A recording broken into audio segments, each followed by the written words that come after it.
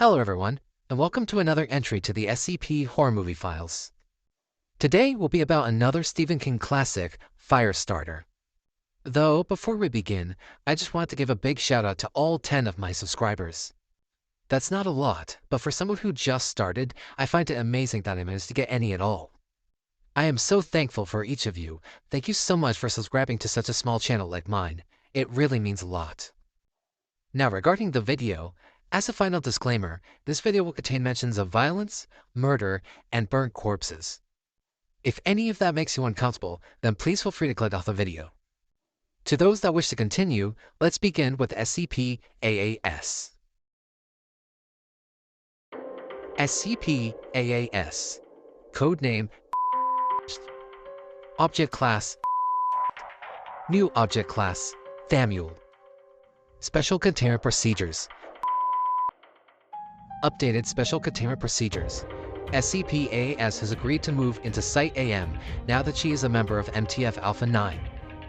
As she requested, she is still allowed to visit the farm whenever she has free time.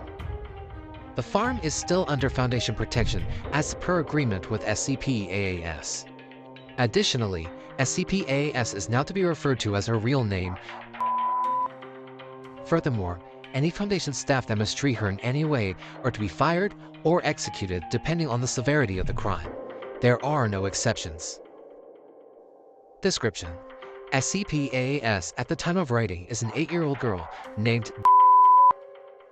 She is an artificially created psychic pyromancer, able to manifest fire instantaneously through metaphysical means.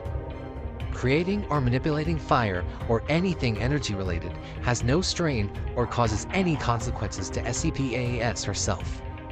Despite DNA testing showing SCP-AAS as 100% human, her body is completely immune to extreme temperatures and seemingly indestructible. How this is possible seems to be partially related to the experiments her parents were involved with, though how they became so strong and seemingly limitless is unknown. SCP-AAS has complete control over energy, heat, and anything related. As such, she can control and deflect bullets. She can extinguish an explosion the second it ignites.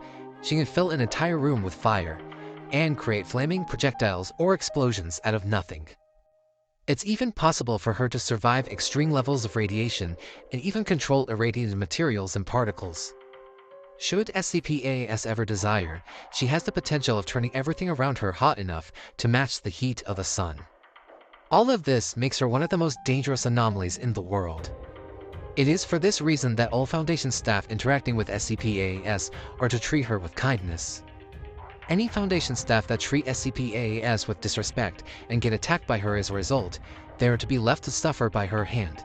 There are no exceptions. SCP-AAS was discovered in 1984 when the government-funded organization known as the Department of Scientific Intelligence was completely wiped out. The Foundation was already attempting to annihilate the organization due to their experiments giving humans random anomalous abilities. However, by the time Mobile Task Force Ares 3, the anarchists, found their base of operations, it was burned to the ground. All remaining scientists and agents of the organization were dead, left us nothing but smoldering corpses. It was later found out this was done by SCP-AAS herself, in retaliation for the organization killing her parents.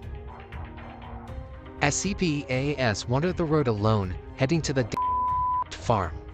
She was attempting to meet with friends at the farm, and with their help, expose the organization and their crimes to the world. However, the next day, MTF Ares 3 arrived at the farm and attempted to capture her instead. This proved to be a mistake, as SCP-AAS thought they were with the organization and used her abilities to incinerate them all. On the night of the same day, Mobile Task Force Epsilon 9 Fire Eaters was deployed and surrounded the farm to prevent SCP-AAS and the inhabitants of the farm from leaving. The next day, Foundation representatives came to the farm to negotiate with SCP-AAS. Thankfully, the incident never got violent, but SCP-AAS refused to go with the Foundation, insisting she would destroy anyone who tried to imprison her like the DSI did. After some back-and-forth negotiation, it was eventually agreed the only way to have SCP-AAS cooperate with the Foundation peacefully was to ensure the safety of the farm and for her to live with them rather than in containment. In exchange for protection of the farm and its inhabitants by the Foundation, SCP-AAS agreed to do any testing the Foundation requires. Due to the complete annihilation of the DSI, the O5 Council and the Ethics Committee both agreed this was the right choice. It is for this reason that SCP-AAS is labeled Object Class Archon. However, as a contingency measure in the unlikely scenario SCP-AAS becomes a threat to the Foundation, and by extent human life, Mobile Task Force Poseidon II Dry Ice was created. MTF Poseidon II is a 40-unit security team, all wearing temperature nullification armor and equipped with Foundation assault rifles, as well as chemical spray guns loaded with liquid nitrogen. They are not only a security force for the farm, but also the first and last resort should SCP-AAS ever go rogue. Thankfully, this has never happened. Instead, SCP-AAS and MTF Poseidon II actually have maintained a good relationship, with SCP-AAS sometimes calling them her brothers.